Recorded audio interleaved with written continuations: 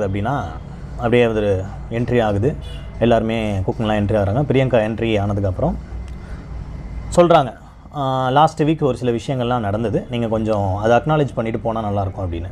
So இதுக்கு முன்னாடி இந்த ஒரு வாரத்தில் என்ன நடந்திருக்கு அப்படின்னா, பிரியங்கா வந்து இந்த மாதிரி என்ன சொல்கிறது, என்னை பேச அனுமதிக்கலை. ஸோ வந்து என்னோடய உரிமை வந்து அங்கே மறுக்கப்பட்டிருக்கு. ஸோ அஸ் ஆங்கராக நான் பேசணும்னு நினைக்கல. நான் திவ்யா துரைசாமிங்கிற ஒரு கண்டஸ்டன்ட் கூட ஒரு சீசன் ஃபுல்லாக ட்ராவல் பண்ணியிருக்கேன். அத்தனைக்கும் அவன் என்னை பற்றி பேசியிருக்கா. So I want to address few things அப்படின்னு சொல்லி தான் நான் பேசணும்னு நினச்சேன்னு சொல்லிட்டு அந்த டீம் மேனேஜ்மெண்ட் கிட்ட சொல்லியிருக்காங்க. ஸோ அதனால் நான் வந்து அடுத்த வாரம் அந்த ஷோ நடக்கும் பொழுது கொஞ்சம் மணிமேகலை மட்டும் அதை அட்ரஸ் பண்ணிவிட்டு நம்ம அப்படியே போயிடலாம் ஜாலியாக, அப்படி தான் சொல்லியிருக்காங்க. ஆனால் நான் விசாரித்து இல்லை நாங்கள் இருந்த வரைக்குமே யாருமே இப்போ வந்து டீம் ப்ரொடக்ஷனோ இல்லை வந்து பிரியங்காவோ பர்சனலாவோ சாரி சொல்லணும் மணிமேகலை அப்படின்லாம் சொல்ல. நீங்கள் சாரி சொல்லணும், நீங்கள் மன்னிப்பு கேட்கணும் அப்படின்னா இப்போ மணிமேகலை வந்து ஒரு விஷயத்தை கொண்டு வராங்க, செல்ஃப் ரெஸ்பெக்ட் அப்படின்றாங்க.